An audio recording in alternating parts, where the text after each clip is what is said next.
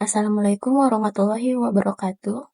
Saya akan menjelaskan materi mengeksplorasi teks akademik dalam genre makro.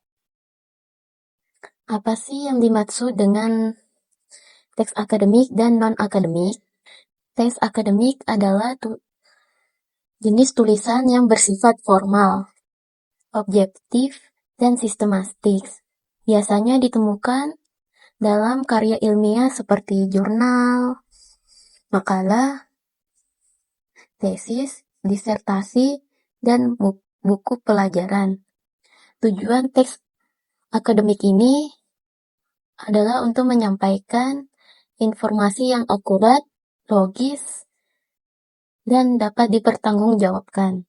Sedangkan pada teks non-akademik, jenis tulisannya lebih bersifat informal atau menggunakan bahasa sehari-hari. Biasanya ditemukan dalam bentuk artikel berita, blog post, fiksi, dan artikel populer atau di dalam seperti novel, buku cerita, cerpen. Tujuan utama teks non-akademik ini adalah menghibur, menginformasikan, atau mengajak pembaca. Ciri-ciri teks akademik dan non-akademik.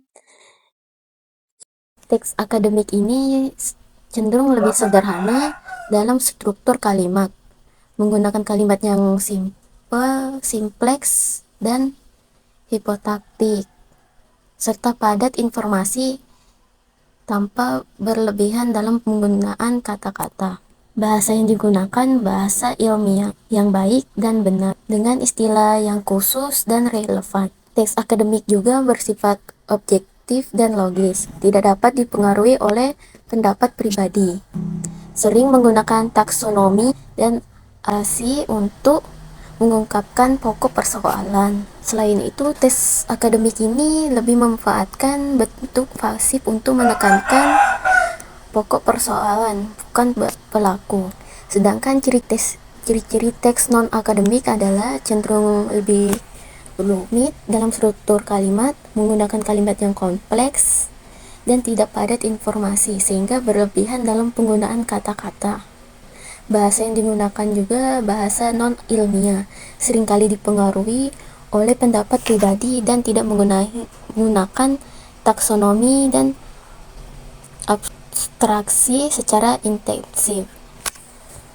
Teks non-akademik ini lebih fokus pada pengalaman nyata dan menggunakan bentuk aktif untuk menekankan pelaku, bukan pokok persoalan. Dengan demikian, perbedaan ciri-ciri ini antara teks akademik dan non-akademik terletak pada sederhana rumitnya struktur kalimatnya, padatan informasi objektif, subjektivitas, dan penggunaan bahasa ilmiah non-ilmiah.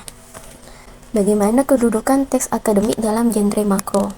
Kedudukan teks akademik dalam genre makro yaitu sebagai penanda dalam menamai sebuah jenis teks secara keseluruhan, dan genre mikro sebagai subgenre yang lebih kecil yang terdapat di dalamnya dan dipayungi oleh genre makro tersebut. Dapat diartikan jika jenis-jenis tersebut merupakan genre makro yang masing-masing di dalamnya tergantung campuran dari beberapa genre mikro seperti deskripsi, laporan, prosedur, eksplanasi, eksposisi, dan diskusi.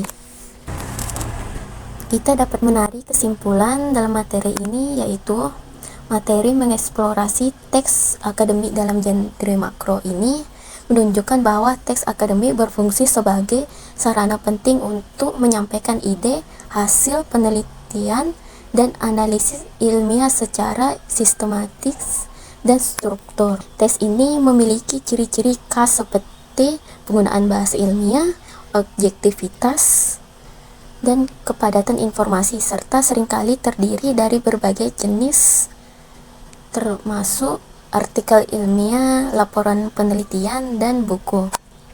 Dalam konteks genre makro sendiri, teks akademik mencangkup campuran dari berbagai genre mikro, seperti deskripsi, eksposisi, dan diskusi, yang mendukung menyampaikan informasi dengan cara yang jelas dan logis. Dengan demikian, pemahaman tentang teks akademik dalam genre makro sangat penting untuk pengembangan pengetahuan dan praktik akademik yang efektif. Sekian dari saya. Wassalamualaikum warahmatullahi wabarakatuh.